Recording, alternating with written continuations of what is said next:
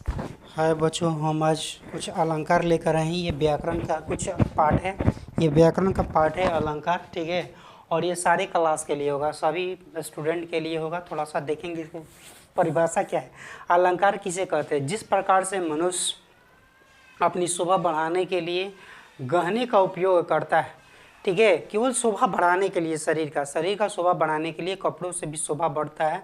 चैन van मार लिया जाए, मोटा सिकरी पहन लिया जाए, ठीक है, इससे भी क्या होता है कि उस मनुष्य का शोभा बढ़ जाता है, ठीक है। हमारी स्त्रियाँ भी, घर की स्त्रियाँ भी यही करती हैं। उसी प्रकार से कुछ ऐसे होते हैं हमारे काव्य में, कविता में, कि कुछ ऐसा शोभा बढ़ा देता है। कुछ ऐसे शब्द होते हैं जो काव्य में शोभा बढ़ा देता है, कविता में शोभा बढ़ा दे, ठीक है। उसका हम लोग उसी प्रकार से उसको अलंकार कहते थे। अलंकार की जो परिभाषा होगी, काव्य की शोभा बढ़ाने वाले शब्द को, यानी काव्य की शोभा बढ़ाने वाले शब्द को हम लोग क्या कहेंगे? अलंकार कहेंगे, ठीक है। अलंकार मुख्यतः दो भेद होते हैं, एक शब्द अलंकार है, दूसरा एक अर्थ अलंकार है, ठीक है। जहाँ शब्दों के कारण कविता में क्या हो, चमत्कार आ जाए, सौंदर्य या चमत्कार आ जाता है, वहाँ पर हम लोग क्या बोलते हैं? शब्द अलंकार बोलते हैं। जहाँ पर, ठीक है, अर्थ के कारण रमणीयता आता है, उसे हम लोग क्या कहते हैं? अर्थ अलंकार कहते हैं। शब्द अलंकार में क्या होता है कि शब्द अलंकार का भी परिभाषा बहुत होते हैं, लेकिन बहुतों में से हम लोग को 3 ही पढ़ना है, या 9th हो या 10th हो या 11th या 12th क्लास हो, ठीक है। ये 3 पढ़कर आप काम कर सकते हैं, ठीक है। थोड़ा सा देखा जाए कि अनुप्रास अलंकार क्या होता है। अनुप्रास अलंकार में क्या होता है कि एक ही वर्ण की आवृत्ति बार बार होता है, उसे हम लोग क्या बोलते हैं? अनुप्रास अलंकार होते हैं। हमने परिभाषा कुछ इस प्रकार से दिया है, जहाँ किसी पंक्ति के शब्दों में एक ही वर्ण एक से अधिक बार आता है, उसे हम लोग क्या कहते हैं? अनुप्रास अलंकार कहते हैं। सबको समझ में आ रहा है? चारुचंद्र, इसका थोड़ा सा देख लीजिए एग्जाम्पल, उदाहरण। चारुचंद्र की चंचल किरणें खेल रही है जलतल में, कैसे हम लोग समझेंगे? थोड़ा सा देख लीजिएगा।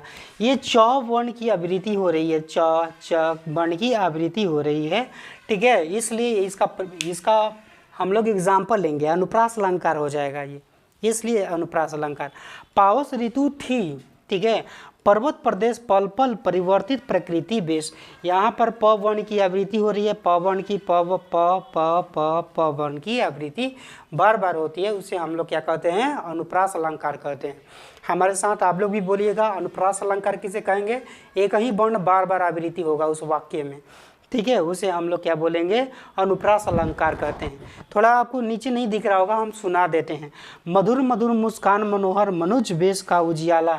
मधुर मधुर मुस्कान में म वर्ण की आवृत्ति बार बार होती है। मधुर मधुर मुस्कान मनोहर मनुज, ये म वर्ण की आवृत्ति बार बार होती है, अतः इसे हम लोग क्या कहेंगे? अनुप्रास अलंकार कहेंगे, ठीक है।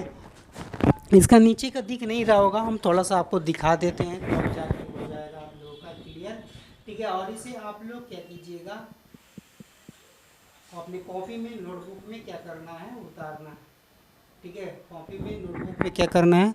उतारना है, ठीक है। हो गया सब लोगों का? सब लोग समझ गए? ये बस छोड़ की इतना ही है, और इसे तुम लोग क्या करेगी? रिवीजन करेगी, ठीक है। स्क्रीनशॉट मार लेना है अपनी कॉपी में, नोटबुक में, ठीक है। इसको नोट कर लेना है, याद करना है। नहीं याद होने पर बहुत पिटाई होगा, ठीक है। यदि नहीं आ रहा है समझ में तो एक बार हमसे कहना है, ठीक है। इतने देखने के लिए, वीडियो देखने के लिए थैंक यू। थोड़ा सा शेयर कर दीजिएगा, सब्सक्राइब भी कर दीजिएगा, ठीक है। ओके, कमेंट तो ज़रूर करना है। बस इतना देखने के लिए धन्यवाद।